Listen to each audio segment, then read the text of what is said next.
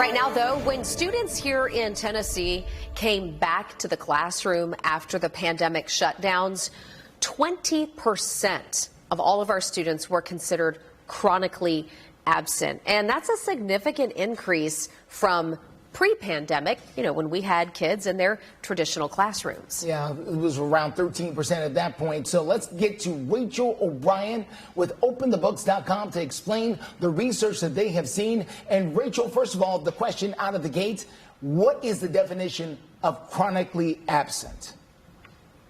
Yeah, so a student is considered chronically absent when they've missed at least 10% of the school year.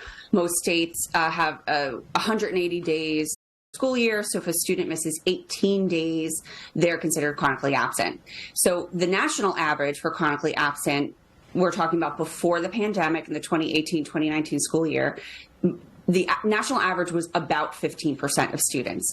Now that almost doubled to more than 28% in the 2021-22 school year. That's the most recent data we have available. That's when students return to classrooms. And, Rachel, we talk a lot about, how do you get kids to show up? How do you get parents involved? How do you make sure when the kids get there, they stay? This per pupil spending approach to funding our schools comes into the conversation. How so?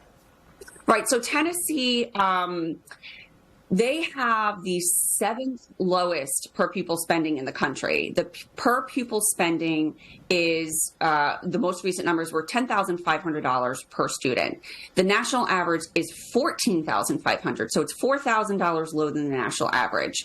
And so Tennessee is just not funding schools as well as other states, which could be related. It could not be related, but it's certainly, they're both concerning to have students miss classes and not being very well funded. For sure. And then you think about all the truancy officers who are out there trying to find the kids and get them back in the classroom. Rachel O'Brien with OpenTheBooks.com. Thank you. If you want to read more on their investigation, you can head to our website, Fox17.com.